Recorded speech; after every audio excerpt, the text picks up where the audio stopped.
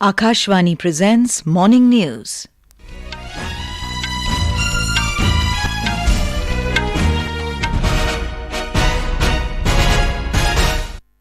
Good morning, I am Sarabjit Kaur. The headlines. Prime Minister Narendra Modi to address World Government Summit in Dubai today to also inaugurate first Hindu stone temple in Abu Dhabhi. President gives assent to bill aimed at checking malpractices in government recruitment examinations. President Droupadi Murmu to participate in Women's Conference organised by Rajasthan, Grameen, Aajeevika, Vikas, Parishad, Rajivika at Beneshwar Dham of Dungarpur district today. Pakistan People's Party Chairman Bilawal Bhutto Zardari withdraws from Prime Minister's race to support Nawaz Sharif's party. And India to take on Netherlands in Women's Hockey Pro League in Rourkela, Odisha this evening. And now the news in detail. Prime Minister Narendra Modi's second day of the two-day visit to the UAE will begin with a bilateral meeting with Sheikh Mohammed bin Rashid Al Maktoum, Vice President, PM and Defence Minister of UAE in Dubai today. The meeting will focus on strengthening the already robust partnership between the two nations. After the meeting, Mr. Modi will virtually launch Bharat Mart, an innovative marketplace aimed at showcasing Indian products globally, bolstering trade relations between the two countries. More details from our correspondent. In the afternoon, Prime Minister Modi is scheduled to address the World Government Summit 2024, where he will share India's perspective on the global issues and advocate for collaborative solutions. India is a guest country of honor at the World Government Summit. In the evening, Prime Minister is set to inaugurate the BAPS Hindu Mandir in Abu Dhabi, which is the first traditional Hindu stone temple in the Middle East. This is Vinod Kumar for Akashvani News from Dubai. Earlier yesterday, Prime Minister Narendra Modi told a gathering of Indian diaspora in UAE that he has brought with him the fragrance of the soil where they were born and a message of 140 crore citizens of India that Bharat is proud of its diaspora. Speaking at the Ehlan Modi event at Zaid Sports Stadium in Abu Dhabi, Mr. Modi said people from various regions of the UAE and different states of India have gathered at the venue and everyone's hearts are connected. इस ऐतिहासिक stadium में हर धड़कन कह रही है Bharat UAE दोस्ती जिंदाबाद। हर सांस कह रही है भारत यूएई दोस्ती जिंदाबाद। The Prime Minister was greeted by Modi Modi slogans before he began his speech. Mr. Modi said he is fortunate that the UAE has awarded him with its highest civilian award. This honour is not just mine, but that of the crores of Indians, of all of you, he added. ये भी मेरा सौभाग्य है कि UAE ने मुझे अपने highest civilian award the order of Zayed इससे सम्मानित किया है। ये सम्मान भी सिर्फ मेरा नहीं है बल्कि करोड़ों भारतवासियों का सम्मान है, आप सभी का सम्मान है। मैं जब भी मेरे ब्रदर शेख मोहम्मद बिन जायद से मिलता हूं तो वो आप सभी भारतीयों की बहुत प्रशंसा करते हैं। वो यूएई के विकास में आपकी भूमिका की तारीफ करते हैं। He also dwelt on India being a Vishwa Bandhu and contributing to global progress and well-being. Bharat ने एक बहुत ही सफल G20 सम्मेलन आयोजित किया है। इसमें भी हमने यूएई को एक पार्टनर के रूप में आमंत्रित किया। ऐसे प्रयासों से हमारी स्ट्रेटेजिक पार्टनरशिप भी नई बुलंदी की तरफ बढ़ रही। आज भारत को दुनिया एक विश्व बंधु के रूप में देख रही। आज दुनिया के हर बड़े मंच पर भारत की आवाज सुनी जाती है। कहीं भी संकट आता है तो सबसे पहले पहुंचने वाले देशों में भारत का भी नाम होता है। The event showcased a spectrum of cultural performances ranging from Kathak, Garba, Rajasthani folk dances and Haryanvi dance to a classical rendition of Vandhe Mataram. The diverse cultural presentations captivated the audience who later joined in the festivities by dancing to popular patriotic chartbusters. President Droupadi Murmu has given her assent to the Public Examinations Prevention of Unfair Means Bill 2024. The bill was passed by the Parliament in the recently concluded budget session. The bill is intended to prevent unfair means in the public examinations. Public examinations refer to examinations conducted by the Union Public Service Commission, Staff Selection Commission, Railway Recruitment Board, National Testing Agency, and departments of the central government. The bill intended to prohibit collusion or conspiracy to facilitate indulgence in any unfair means.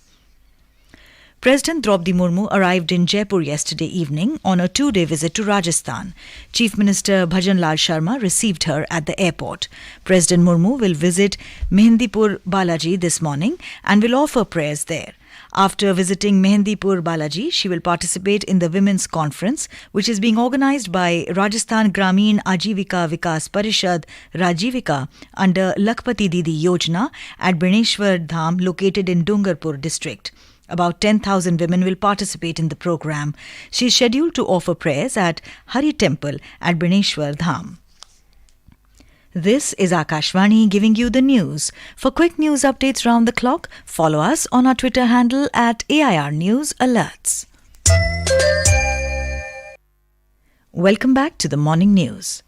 Vasant Panchami and Saraswati Puja are being celebrated in different parts of the country today with religious fervour and traditional gaiety.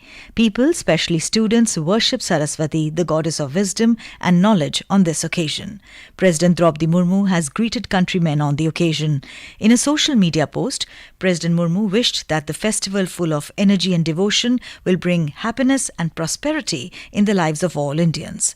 She prayed to Goddess Saraswati to spread learning and knowledge in everyone's life.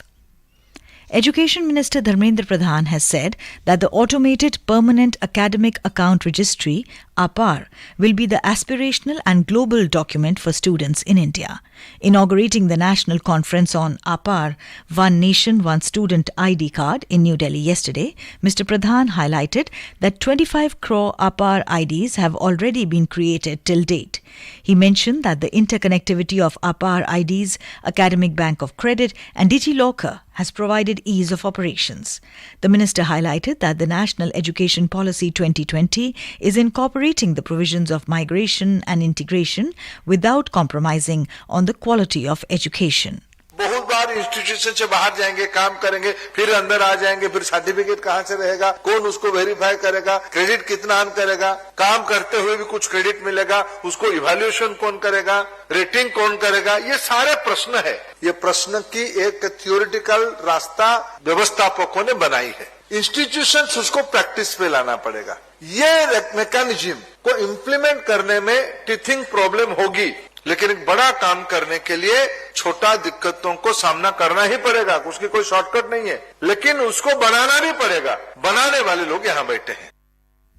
The government has reiterated that it is ready to talk with the protesting farmers, highlighting that a law regarding minimum support price (MSP) on crops cannot be brought in a hurry. Talking to media in New Delhi, Union Agriculture Minister Arjun Munda said the announcement in this regard can only be made after considering everyone's interest. Mr. Munda added that the centre is bound to protect the interests of the farmers. MSP के बारे में अब ये देखना है कि वो कानून किस तरह का बनाना चाहिए और उससे क्या लाभ और क्या नुकसान है, इसका आकलन किए बगैर देखिए मोदी सरकार में एक बात स्पष्ट तरीके से मैं कहना चाहता हूँ कि हम हर चीज को पॉजिटिव वे में देखते हैं, लेकिन हम तभी उस तरीके से इस कंक्लूजन पर पहुँचते हैं जब हम सभी हित को ध्यान में रखें। The Securities and Exchange Board of India, Sebi, has observed a rising trend of unscrupulous entities and online platforms that falsely claim to be registered with Sebi as intermediaries. In the press release, Sebi said that these entities often entice the general public by showcasing fake certificates purportedly issued by Sebi and promising or implying assured high returns on investments. Sebi has cautioned investors against placing their money with any entity based on such claims. Sebi has advised investors to verify the entity's registration status on the Sebi website www.sebi.gov.in. In Pakistan, Chairman of the Pakistan People's Party (PPP) Bilawal Bhutto Zardari has withdrawn from the race for the Prime Minister candidacy.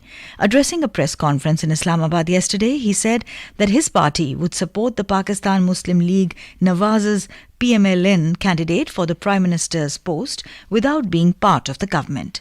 Meanwhile, Pakistan Muslim League N spokesperson said that party leader Nawaz Sharif has nominated his brother Shehbaz Sharif for the post of Prime Minister. The spokesperson also said that Nawaz Sharif's daughter Maryam Nawaz will take on the role of Punjab CM, a post earlier filled by Shehbaz Sharif. The US Senate has voted overwhelmingly to approve a $95 billion aid package for Ukraine, Israel and Taiwan. The long-delayed measure won approval from the upper house yesterday. According to media reports, the lawmakers approved the measure in a 70-29 vote that exceeded the chamber's 60-vote threshold for passage of a bill. 22 Republicans joined large number of Democrats to support the bill. The legislation will now head to the Republican-controlled House of Representatives. Both House of Congress must approve the legislation before US President Joe Biden can sign it into law. The Ministry of Defence has signed a contract with Bharat Electronics Limited for procurement of 11 indigenously designed, developed and manufactured Shakti electronic warfare systems for the Indian Navy. The contract is worth more than 2,269 crore rupees. The Shakti EW system is capable of accurately intercepting electronic emissions and implement countermeasures in dense electromagnetic environment. Bihar Chief Minister Nitish Kumar has said that all the constituents of NDA will contest the upcoming Lok Sabha election under the leadership of Prime Minister Narendra Modi.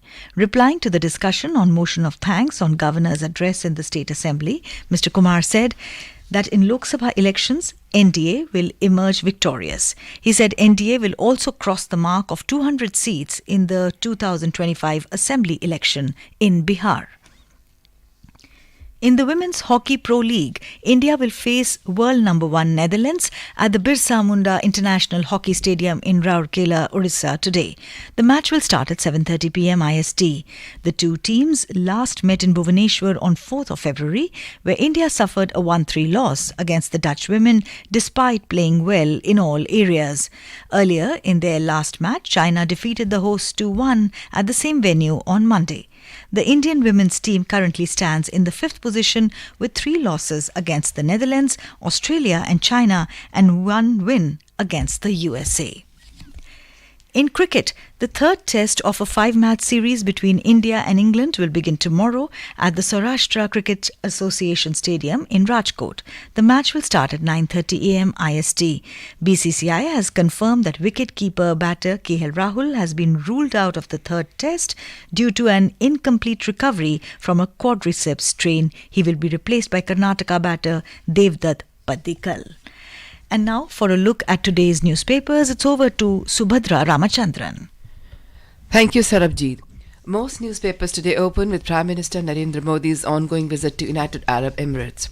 Bolstering cooperation in investments, electricity, trade, India, UAE scripting history together, PM tells diaspora is the top headline in the Hindustan Times.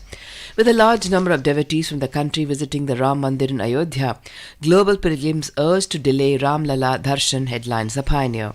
Bringing respite from the chilly winters, winter in last leg as temperatures begin to rise, informs the Times of India. Indian Express has an inspiring story of 23-year-old Shripati from Tamil Nadu.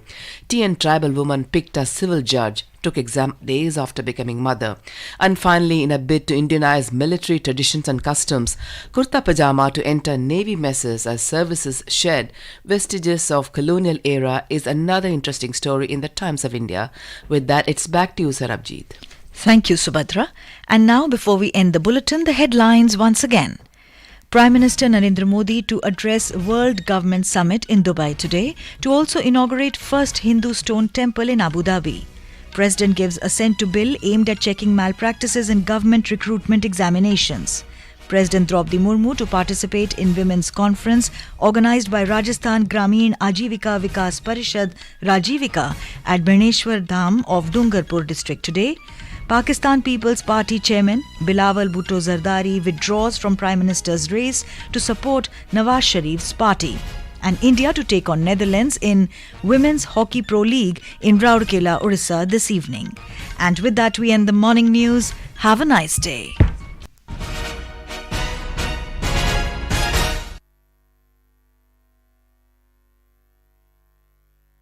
Akashvani से पेश है खबरनामा।